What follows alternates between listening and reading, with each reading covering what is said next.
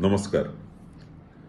गत रातिठू आरंभ करी आज सकाळे आपण माने देखिथिबे कि फेसबुक रे किभली भाबरे ओडिसार पूर्वतन मुख्यमंत्री आम समस्तक प्रिय नेता विजु जनता दल सभापति एवं भारत वर्षर जड़े अनन्य राजनेता श्री नवीन पट्टनायक एवं तांकर घनिष्ठ सहयोगी श्री बीके पांडियन तांकर पत्नी श्रीमती सुजाता पांडियन को नहीं जेभली भावरे अशोभनीय अरुचिकर असंवेदनशील एवं अत्यंत कदर्य भावरे चित्रण करा जायछि सेटा केवल जे घृण्य ता नुहे से अक्षमणीय।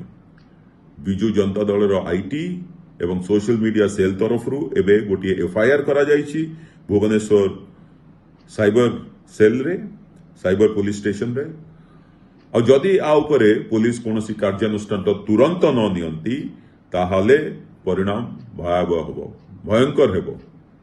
विजु जनता दल एभलिया अशोभनीय एसभलिया अपराध पूर्ण कार्य को केबे हेले प्रोत्साहन दिए नाही। आमे चाहूछु कि भारतीय जनता पार्टी ओडिशा रे थिबा सरकार मुख्यमंत्री मोहन चरण माझी जी होम डिपार्टमेंट रो चार्ज रो अछंती आ उपरे तुरंत कार्यानुष्ठान करंतु से लोक को तुरंत अरेस्ट करंतु।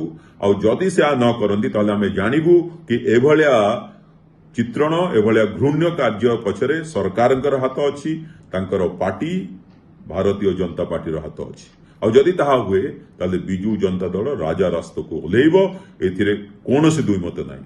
आपण माने जानि रखंतु बहुत शुभेच्छु विजु जनता दल शुभेच्छु माननीय नवीन पट्टनायक को जो माने बहुत भल पाती बीके पांडियन जो कंट्रीब्यूशन ओडिशा पय अछि ताको मध्ये जो माने मने पकाउछंती से माने समस्त आज एथिरे व्यथित होई मो पाखु फोन करथिले मते मेसेज करछंती कि से माने मध्ये ओडिशा रे डिफरेंट जगह रे एफआईआर फाइल करिवे।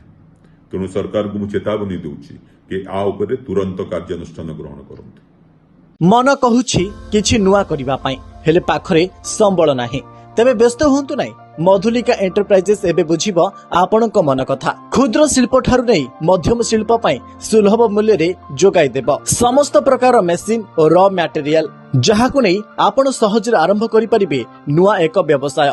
अधिक जानिबा पई आज ही कॉल करंतु।